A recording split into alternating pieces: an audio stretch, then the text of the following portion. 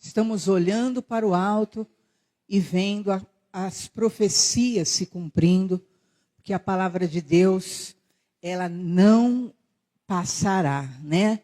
O que diz, os céus e a terra passarão, mas a palavra do Senhor permanece para sempre. Então, a maior prova da verdade da Bíblia é o cumprimento de cada vírgula, de cada jota, de cada tio. Como diz, né? Nenhuma vírgula deixará de se cumprir de tudo que está escrito. Amém? E nós veremos tudo se cumprir em nome de Jesus. Amém? Vamos abrir a Bíblia, queridos, no livro de Gênesis, capítulo 3. Nós vamos ver do versículo 5.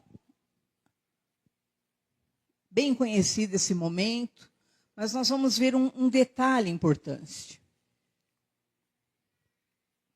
Hoje nós nos assentamos à mesa e nós veremos aquilo que é a consequência imediata após a queda, né? O que ocorre conosco? O que ocorre com a pessoa, né? Após uma queda, assim que ela acede, né, a um pecado, né? Então, queda é ceder ao pecado. Amém? Não importa a ordem, né? E nós vemos aquilo que realmente quer, muitas vezes, marcar a vida da humanidade. E nós precisamos identificar em nós. Para quê? Porque nós não podemos ficar refém das consequências do pecado, das consequências da queda, das consequências daquilo que é a vontade de Satanás, né? Porque a vontade do diabo, o que é? É que o ser humano permaneça em pecado, para quê? Para que ele seja condenado. Mas por isso nós estamos aqui. Por isso nós buscamos Jesus de toda a nossa alma. Porque ele veio para salvar o pecador. Amém? E você não pode nunca se esquecer disso. Porque ele é a nossa salvação. Ele é o nosso libertador. Vamos ver esse momento, que é o momento da queda de Adão e Eva. Versículo 5. Que diz, porque Deus sabe que, então a serpente disse, pode pôr no 4, Mateus? Então a serpente disse à mulher, é certo que não morrereis, porque Deus sabe que no dia que dele comerdes, se vos abrirão os olhos, e como Deus serão conhecedores do bem e do mal. Vendo a mulher que a árvore era boa para se comer, agradável aos olhos, árvore desejável para dar entendimento, tomou-lhe do fruto, comeu, e deu também ao marido, e ele comeu. Abriram-se então os olhos de ambos, e percebendo que estavam nus, coseram folhas de figueira, e fizeram cintas para si. Quando ouviram a voz do Senhor Deus, que andava no jardim pela viração do dia, se esconderam da presença do Senhor Deus, o homem e sua mulher, por entre as árvores do jardim. E chamou o Senhor Deus ao homem e lhe perguntou, onde estás? Ele respondeu, ouvi tua voz no jardim, e porque estava nu, tive medo e me escondi. Perguntou-lhe Deus, quem te fez saber que estavas nu? Comeste da árvore de que eu te ordenei que não comesses? Então disse o homem, a mulher que me deste por esposa, ela me deu da árvore e eu comi.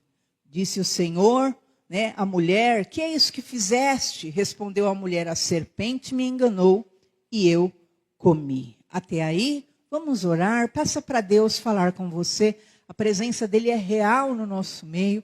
Senhor, te agradecemos, Pai, por estarmos aqui. Fala conosco, Senhor, em nome de Jesus, para a glória de Deus. Amém? Graças a Deus. Nós vamos nos assentar com Jesus à mesa. Já já você vai se assentar. E é importante nós entendermos esse resgate do Senhor a respeito de nós e por nós. Perceba esse momento da queda que todos conhecem, né? O que aconteceu? Deus deu um limite para o ser humano. Deus falou para o homem, a mulher, Adão e Eva, ali naquele paraíso perfeito, olha, de todas as árvores do jardim vocês vão comer, menos dessa árvore. Essa é a árvore do conhecimento do bem e do mal. De todas as outras árvores. Então imagina tudo, toda espécie de árvore frutífera tinha ali. E no meio do jardim tinham duas árvores. Imagina, no meio do jardim, duas árvores. Era a árvore do conhecimento do bem e do mal e a árvore da vida. Essa árvore da vida é a árvore que nós, quando salvos, nós comeremos dessa árvore da vida, que é a árvore da eternidade. Porque os salvos, eles viverão por toda a eternidade. Não haverá mais morte. Após a primeira morte, nós não enfrentaremos a segunda morte. Só que Deus falou, de tudo você vai experimentar, menos dessa, que é a árvore do conhecimento do bem e do mal. Então, se o ser humano escolhesse comer daquela árvore, do conhecimento do bem e do mal, ele estava dizendo, não, eu quero conhecer o bem e o mal.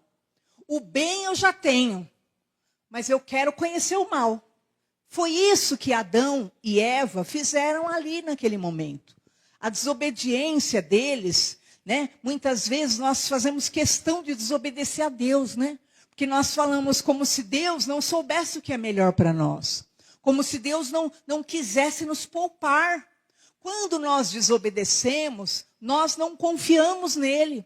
Quando nós desobedecemos, nós não estamos confiando no amor dele. Nós estamos dizendo, não, o meu jeito é melhor. O que eu quero é melhor. E não é verdade, queridos, porque Deus, ele nos ama.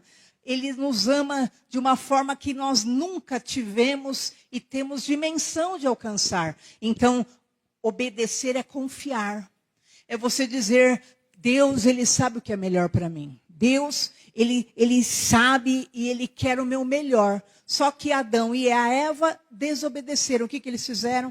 Eles foram lá e disseram, Satanás os tentou e eles disseram o quê? Não, nós queremos conhecer o bem e o mal. O que a Bíblia fala? A alma farta pisa o favo de mel. O que é isso? Às vezes nós estamos tão satisfeitos, né? As coisas estão boas na nossa vida, as coisas estão acontecendo, ou nós estamos seguros. E aí nós estamos tão bem, tão fartos, né? Como o filho pródigo, não é verdade? Ele estava ali na casa do pai, estava tudo andando normalmente, aí nós nos sentimos o quê? Tão seguros de si. Lembra que o filho pródigo pega e ele vai embora e ele fala, não pai, eu quero a minha herança, porque agora eu vou usufruir da minha vida, do meu jeito. E ele vai e ele se arrebenta. Por quê? A alma farta pisa o favo de mel. Então, Deus, ele te dá uma condição, Deus, ele te dá uma cobertura, Deus te dá uma proteção, porque você está diante dele e você acaba confundindo, achando que a vida é fácil. Mas a vida não é fácil. A vida é realmente cheia de aflições. Como Jesus falou, no mundo vocês terão aflições. E nós somos essa geração que está meio adormecida, queridos. Por quê? Porque é tanta coisa que nos dispersa, não é verdade? Eu estava vendo, um homem postou um filme da guerra, e os mísseis assim, vindo de uma forma, e todo mundo ali filmando aquilo de forma terrível que estava acontecendo. Só que nós estamos, né, tão assim, passados, né, tão, de certa forma assim, tomados, sabe, pelas circunstâncias, que nós não conseguimos enxergar a realidade dos problemas que estão acontecendo. E o que ocorre? Essa guerra, por exemplo, parece que é um grande filme somente, mas não é. Há uma situação grave ocorrendo, e muitas vezes é na nossa vida.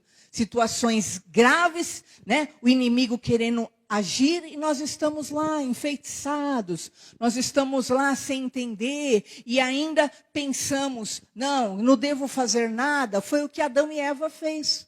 Eles estavam ali fascinados pelas circunstâncias e não compreendiam que a obediência iria livrá-los de uma grande cilada, iria livrá-los de um mal maior. Então, o caminho da obediência sempre é o melhor para a nossa vida. Obedeça ao Senhor, ainda que você não entenda. O Senhor vai lhe falar, o Senhor vai lhe direcionar, e a palavra dele contraria o mundo inteiro, mas é uma palavra que te levará a pastos verdejantes. Ali, Adão e Eva, o que aconteceu? Eles disseram, nós queremos conhecer o bem e o mal. E eles experimentaram, e eles comeram, e diz, a primeira consequência que veio, olha que interessante a consequência imediata, eles passaram a ser pessoas que conduziram o outro à queda. E é interessante isso, quando a pessoa cai, ela sai da presença de Deus, ela passa a ser alguém que conduz o outro também para o abismo. Vê lá o que aconteceu, que diz aí que Eva, deu também para o seu marido comer. Versículo 6, né? Tomou do fruto, comeu e deu também ao marido. E ele também comeu. Então, agora, não é que a pessoa se satisfaz nela cair. Se ela está caindo, né, emocionalmente, espiritualmente, se ela está caindo fisicamente, se ela está caindo num lamaçal, a pessoa não se contenta nela estar naquele estado, né? Ela precisa arrastar outros consigo. E isso é a primeira síndrome do pecado. Porque a pessoa acaba sendo tomada por aquele mal, por aquela contaminação, por aquele sentimento, ou né, aquela carnalidade, ou aquela imundícia, ou aquela perversão, seja o que for, em que área for, porque são vários né, os pecados que cada um pode cair, mas imediatamente a pessoa passa a partilhar aquele fruto com outros. Tanto que é engraçado, querido, se você ver, a Bíblia fala que o diabo, o inferno foi criado para o diabo e os seus mensageiros. Olha que interessante. O inferno não foi criado para o ser humano. O inferno foi criado para o diabo e os seus mensageiros. Por quê? Porque a partir do momento que a pessoa cai, a primeira coisa que ela faz, ela propaga aquela mensagem para o outro. Aquela mensagem contaminada, e ela vai levando outros à queda. Então, por isso que se torna um caminho, né, sem fim, porque um vai arrastando o outro, ao invés de dizer, não, eu vou me levantar, eu vou me erguer, eu vou me colocar em pé. Não, a pessoa começa a contaminar outros, parece que como se quisesse que o outro fosse parar, né, no mesmo laço, no mesmo fundo de poço. Eu não sei o que ocorre espiritualmente, mas a primeira coisa que acontece é isso. Por isso, Salmo 1, que é tão conhecido, né? Todos nós conhecemos, e é o primeiro salmo da Bíblia. Porque não é à toa. O que diz? Bem-aventurado o homem que não anda no conselho dos ímpios. Por isso que você não pode andar no conselho de pessoas ímpias. Por isso que você não pode andar no conselho de pessoas caídas. Não se detém, bem-aventurado aquele que não se detém no caminho dos pecadores. Por isso que você não pode parar no caminho né, dos pecadores. Mas pastor, todo mundo é pecador? Não. Aqui a Bíblia está especificando a condição daqueles que estão em queda, estão em pecado, e eles amam o pecado, e eles amam, é como se você estivesse dizendo, olha, não pare no caminho deles, não pare né, ali na roda de samba deles, não pare no bar deles, não pare aonde eles estão ali, né, glorificando o erro, né, nem se assenta na roda dos escarnecedores, não partilhe dos risos deles, das zombarias deles, né? Daquilo que é as profanações deles, dos descasos deles. Pode continuar. Antes, o seu prazer está na lei do Senhor, na sua lei você medita de dia e de noite. Então, o pecado para o crente, ele é o quê? Ele é um tropeção. Mas nós, assim que caímos, o que acontece? Nós queremos nos limpar. Você vai se incomodar, o Espírito Santo vai te limpar. Por quê? Porque é aí que está a diferença. Porque você não quer mais a sujeira. Você quer o quê? Você quer vestes novas. Você quer caminhar rumo a Sião. Você quer a salvação da tua alma. Então o pecado na vida do cristão, ele é uma mancha que aparece, mas logo você vai procurar se limpar. E não é que você fica caído no lamaçal, rodando no lamaçal, satisfeito com aquilo. Aí que está a grande diferença.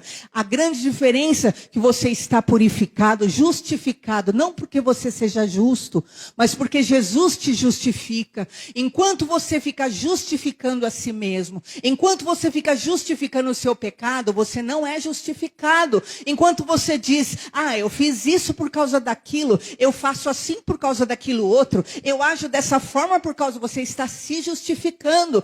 Deus não quer que nós nos justifiquemos. Enquanto você se justifica, Deus não justifica, mas Ele é o nosso justificador. É você chegar diante dEle e confessar. Se confessarmos os nossos pecados, Deus é fiel e justo para nos perdoar os pecados e nos purificar de toda injustiça. É você pegar o seu pecado, aquela lama, e você ir diante dEle, Senhor, eu pequei contra Ti, eu pequei contra a Tua lei, eu pequei contra a Tua palavra, eu pequei contra a Sua ordem, eu peço perdão ao Senhor, foi um erro, Senhor, eu confiei em mim mesmo, confiei na minha carne, confiei no meu ego, confiei nas pessoas, confiei nos amigos, confiei não sei em que te leva a quedas, mas, Senhor, eu quero o Teu perdão. E aí o Senhor, com o sangue dEle, Ele é que te justifica. Então nós crentes precisamos buscar mais a justificação divina. Ele te justifica.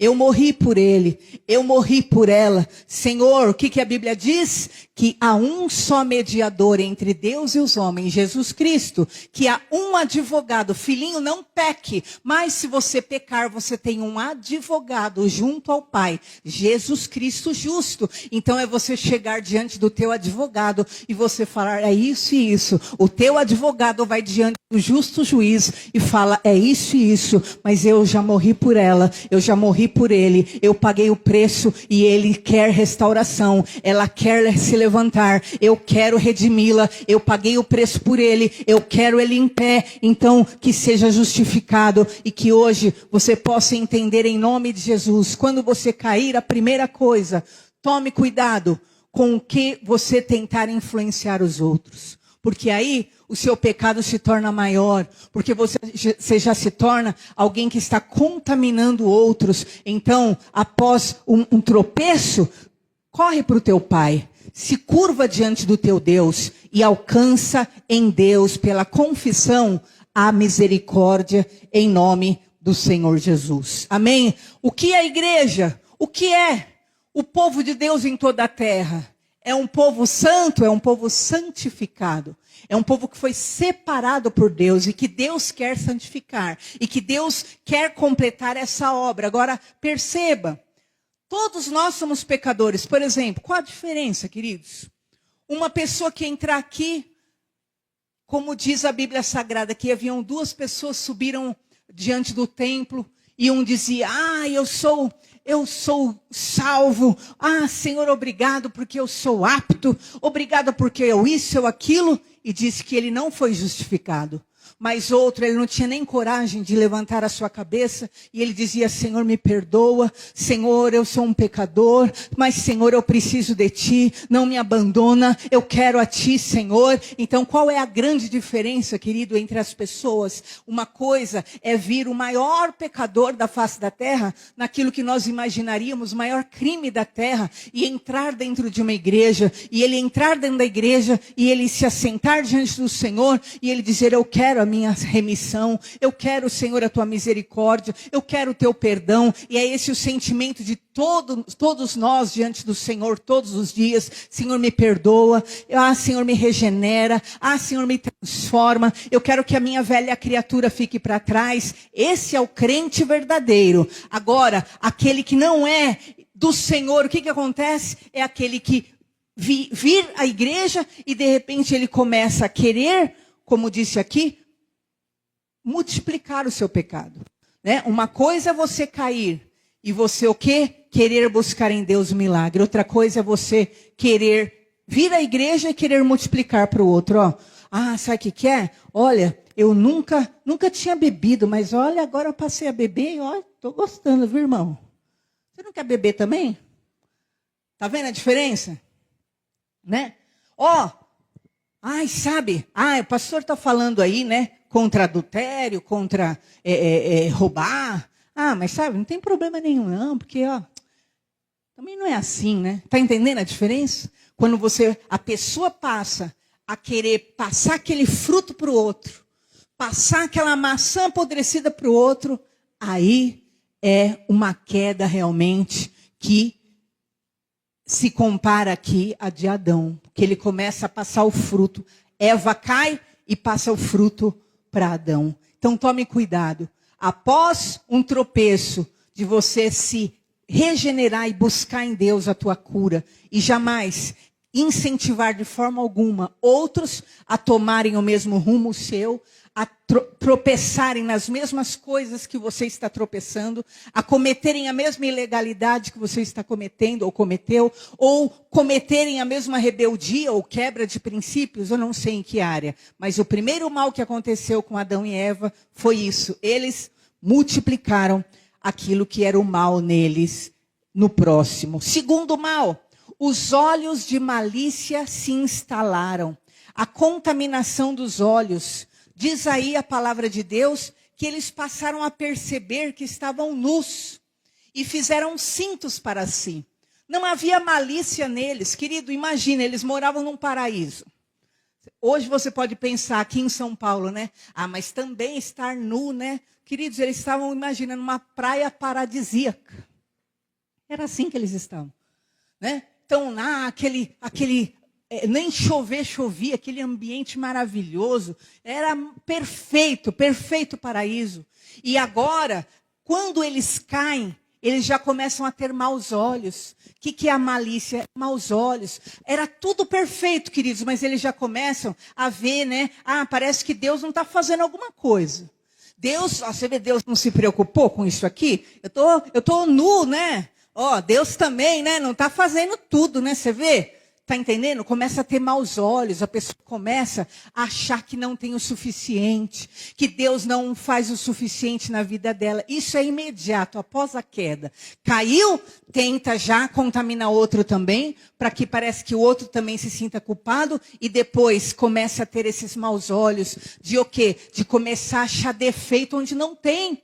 Era tudo absolutamente perfeito, mas os maus olhos começam a fazer com que a pessoa se sinta insatisfeita e ela começa a achar que está faltando, Deus está ausente, que Deus não está cumprindo, Deus não está fazendo. Os maus olhos, ele começa a achar que Deus não cuidou então de tudo, afinal eles estavam nus, que eles mesmos então que iam resolver. E eu quero quebrar hoje todos os maus olhos, em nome de Jesus, da tua vida, que faz você achar que Deus não é suficiente, achar que Deus não faz o suficiente, achar, né, que você não vive aquilo que é a totalidade, o melhor da tua vida, e a culpa é de Deus. Está quebrado todo o sentimento de malícia, maus olhos, contaminação dos olhos, que faz você o quê? Passar a ver as coisas, sabe, com malignidade, com contaminação. Eles tinham o suficiente,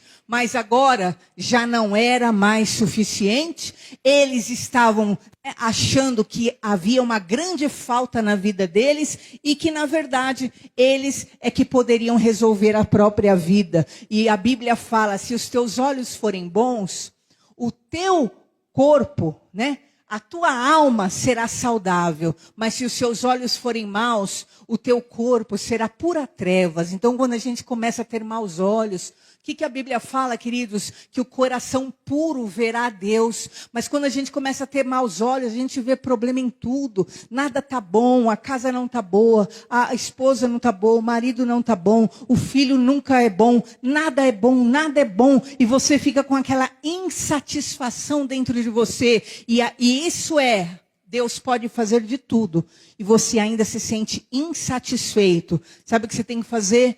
Volte-se para o Senhor. Lembra-te, pois, de onde caíste. Arrependa-te. Volte ao primeiro amor. Deus está na sua vida e o mais Ele fará em nome do Senhor Jesus. A Bíblia diz que o Senhor há de suprir todas as nossas necessidades em glória por Cristo Jesus. Então o que é necessário, Deus fará na tua vida, não precisa se preocupar, mas acredite que Ele cuida de você em nome de Jesus Cristo.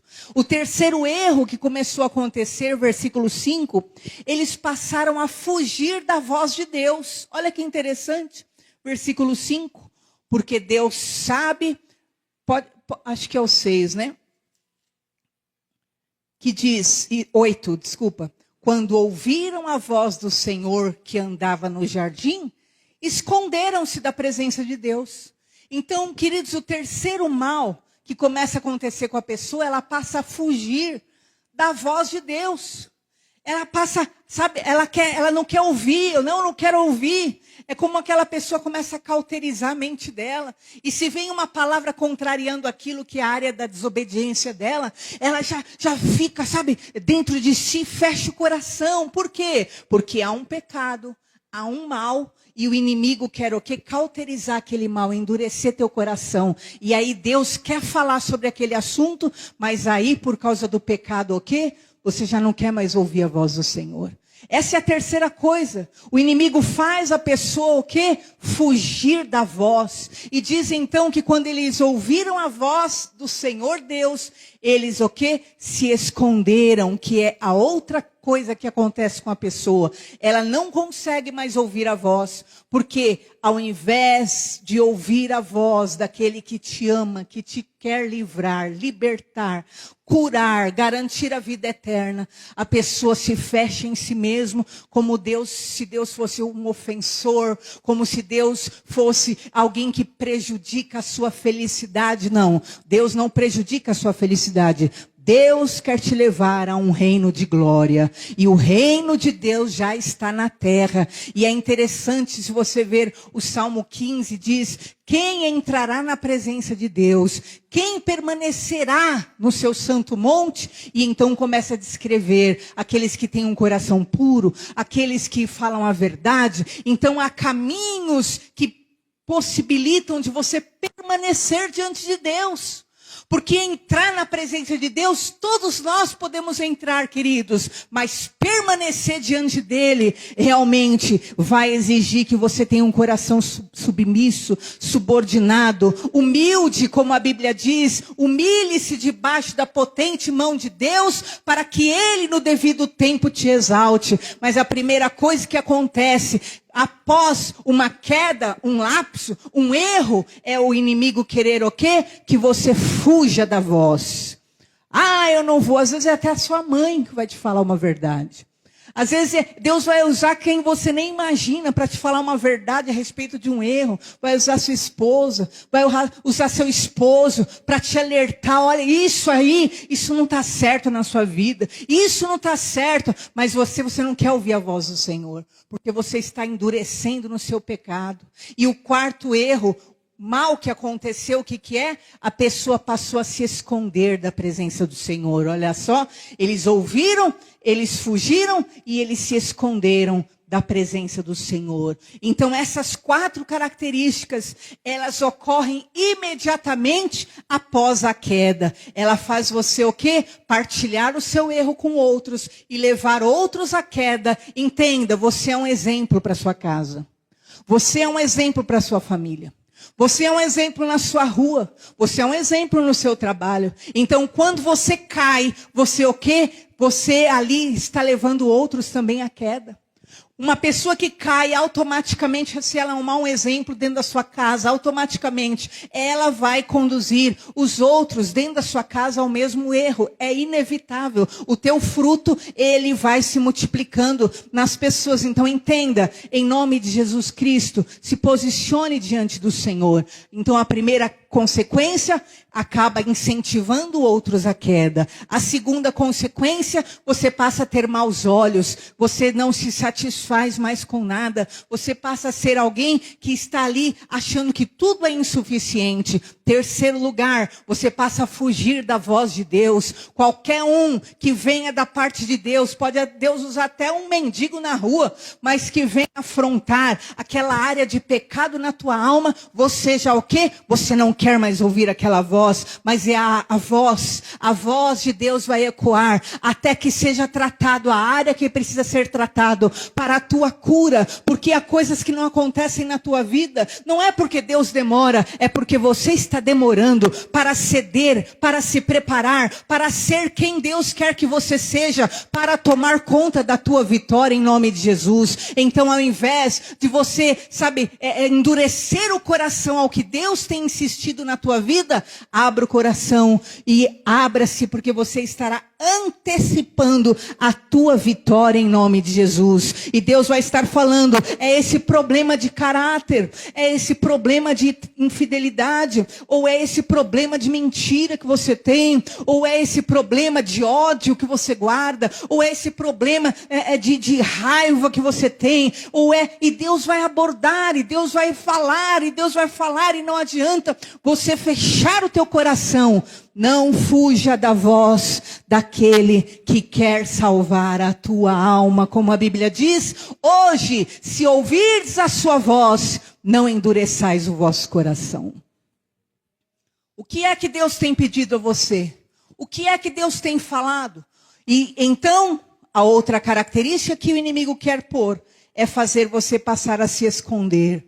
E ao invés agora de buscar a presença, porque você tem vergonha daquele mal que você caiu ou tropeçou ou que há na tua alma, você passa a se esconder. Ao invés de você ir orar, já não ora mais. Ao invés de você ir buscar a face dele, você não busca mais. Ao invés de você ter as conversas com ele, você já não consegue, não tem mais intimidade, não consegue fazer fluir até uma conversa com Deus, mas passa a se esconder dele, fugir, se ocupa com um monte de coisa e começa a fugir da presença de Deus. Mas hoje o Senhor está te chamando você vai sentar à mesa e você vai restaurar a tua comunhão, você vai restaurar, Senhor, Pai eterno, eu reconheço, meu Pai eterno, que eu sou um grande pecador, uma pecadora, e eu quero, Senhor, a tua presença na minha vida, me curando, me tratando, pode moldar, como foi cantado, né, aqui, renova-me, Senhor, que o Senhor possa fazer de você um vaso novo hoje, querido,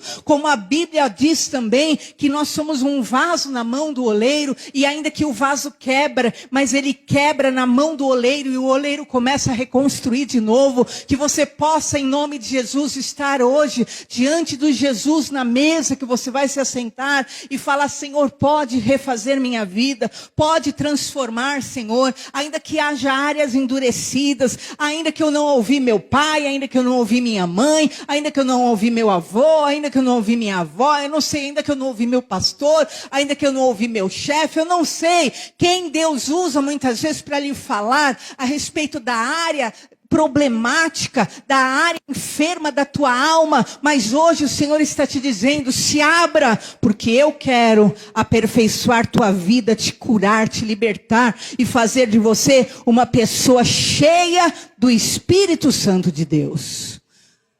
E então nós vemos a parte de Deus nessa história agora. Como que Deus age?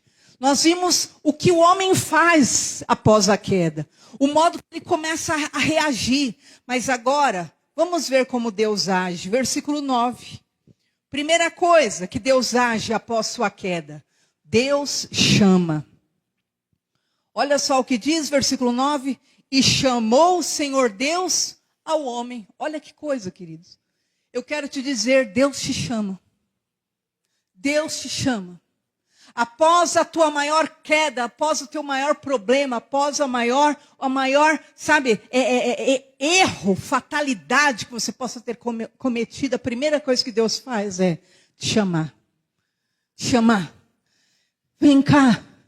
Vem a mim. Como diz, né, Marcos 2,17, esse versículo, ele é maravilhoso. Jesus dizendo: tendo Jesus ouvido isso, respondeu-lhes: os sãos não precisam de médico, e sim os doentes. Não vim chamar justos, e sim pecadores.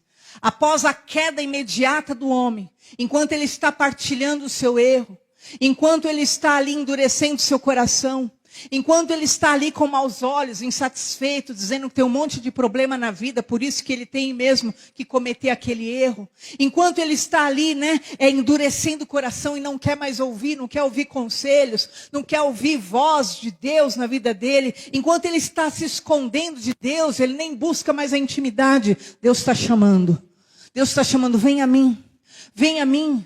Vem a mim, vinde a mim, todos vós que estáis cansados, sobrecarregados, eu te aliviarei. Vem a mim, diz o Senhor. E eu quero dizer hoje, em nome de Jesus, a primeira coisa que Deus faz, após você estar ali, se preparando para viver uma vida caída, a primeira coisa que Deus faz é te chamar.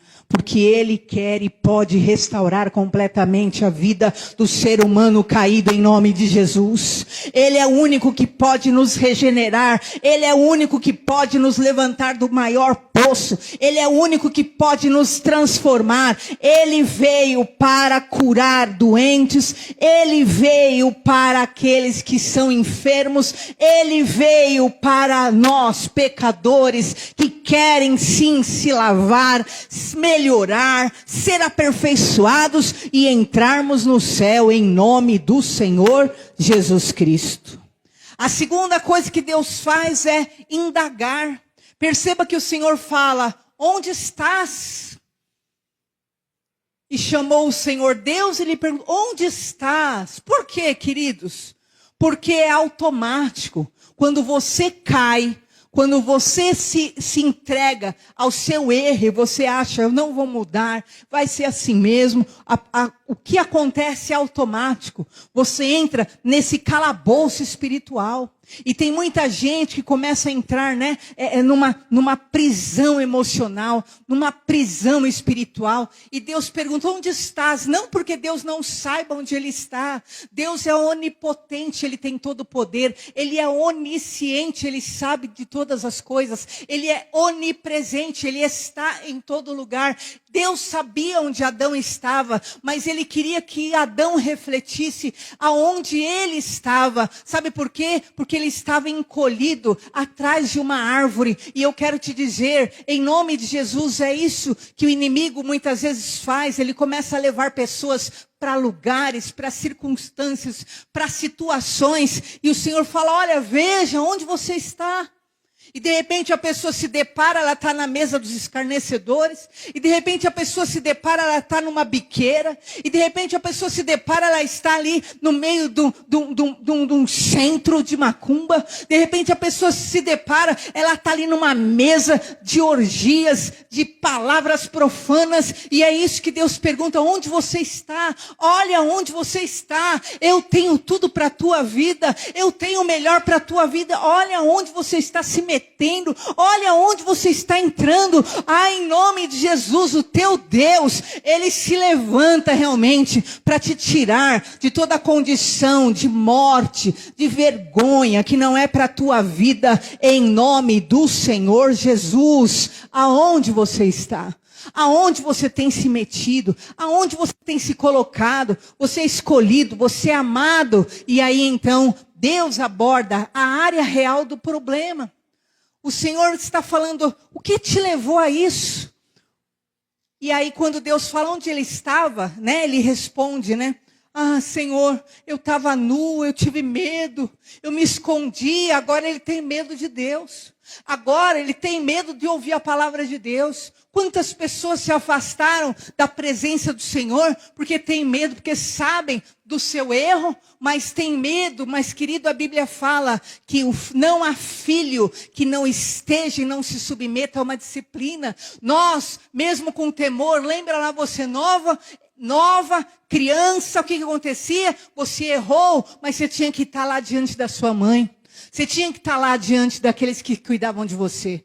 Mesmo com o erro que fosse. E eles, o quê? Iam estabelecer, a consequência disso vai ser isso aqui. Você vai ficar, né, de castigo, você vai ser privado de tal coisa, ou você vai levar essas palmadas aqui para você aprender. Por quê? Porque você era uma criança. E quando você é uma criança, você não teme. Ainda que você sim, você vai sentir o temor da responsabilidade, da grandeza do teu Deus, mas você está ali porque você depende dele. Uma criança pode dizer, eu vou embora então, e pegar a malinha e ir embora. Não, ela não pode, porque ela é totalmente dependente da sua mãe. Então ela é submetida àquela punição pelo erro, e assim é na sua vida, na minha vida. Não adianta você fugir, você errar, e você fugir de Deus. Você tem que ter um coração de criança. A Bíblia fala que só quem tem o coração de criança vai entrar no reino de Deus, sabia? A Bíblia fala,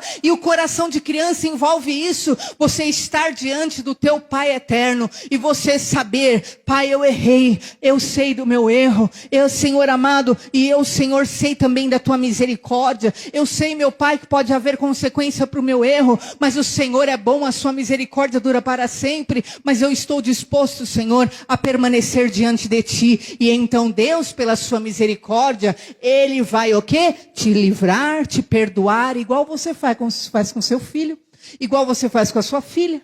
Embora você muitas vezes possa aplicar uma repreensão, mas você faz porque é filho, e o filho, porque realmente é filho e te ama, está ali submetido à tua repreensão. Então se submeta à repreensão de Deus, se submeta à voz de Deus, se submeta àquilo que é a repreensão do teu Pai. Por quê? Porque Ele está te aperfeiçoando, te formatando, te levantando para ser o quê? Um grande homem, uma grande mulher nessa terra, em nome de Jesus. Amém?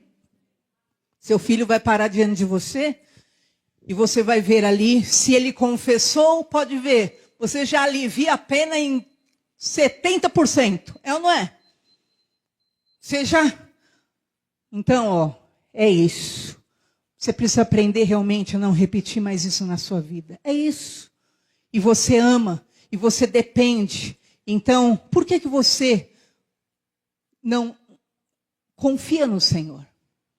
Por que na hora do seu erro, você prefere fugir ou se esconder do que confiar nele? Dependa de Deus a tal ponto, como uma criança que se submete a Ele. Sabe o que Jó falou? E Jó era íntegro. Jó era perfeito, queridos, a ponto de Deus falar, não existe homem íntegro igual Jó. Mas sabe o que Jó falou? Ainda que ele me mate, nele eu confiarei. A confiança dele em Deus era tão grande, mas tão grande, que ele sabia, ainda que fosse consequência de algo que ele fez, ele nem sabia, mas ele estava disposto, Senhor, eu não quero perder tua presença, ainda que o Senhor me mate, eu continuo confiando no Senhor, e eu estou contigo até o fim. E hoje, que um coração de criança nasça no teu interior, e você, ao invés de temer teu pai, ao invés de você fugir do teu pai, ao invés de você fugir da presença do teu pai, você possa estar diante dele e confiar que Ele te ama e quer o melhor para a tua vida, para a tua alma e para o teu futuro, em nome do Senhor Jesus. Amém? Então, naquele momento, Deus fala de responsabilidade e Ele responsabiliza cada um pelo seu erro, e cada um vai agora, sim, colher a consequência do erro, porque nós podemos e recebemos o perdão de Deus, mas a consequência do nosso erro, nós precisamos aprender também a viver, a assumir, porque muitas vezes o quê? Aí na hora que vem uma consequência, nós não queremos aceitar a consequência. Não, isso é imaturidade. Maturidade é, eu sei que eu errei, Senhor, eu quero o teu perdão. Sabe o que Davi fez? E é uma oração que eu sempre tive na minha vida.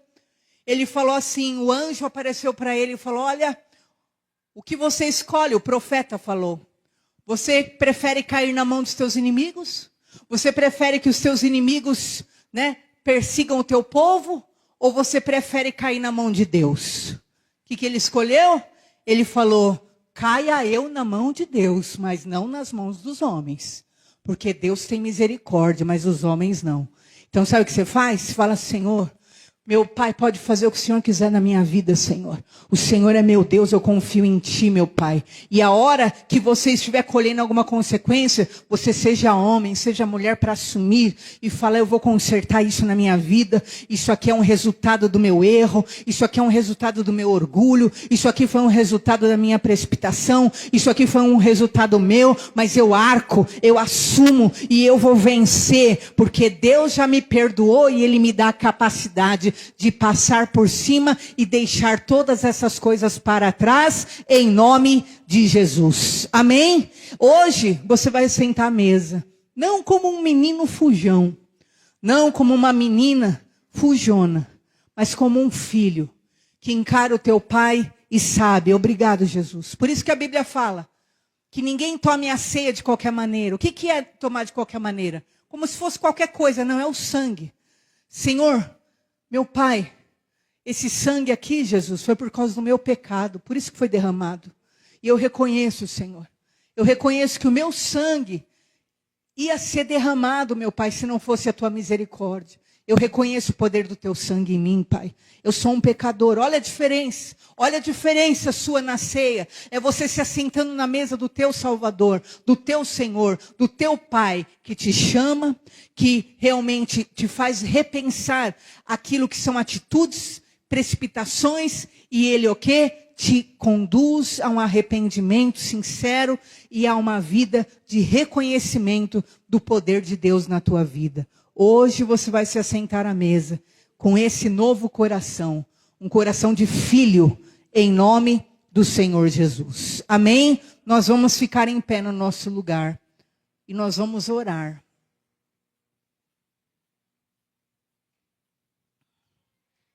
Você já vai orar já, queridos? Como se você já estivesse indo para a ceia. Porque nós estamos, né? Você já está indo se assentar à mesa com o teu Pai, com o teu Deus. Feche os seus olhos.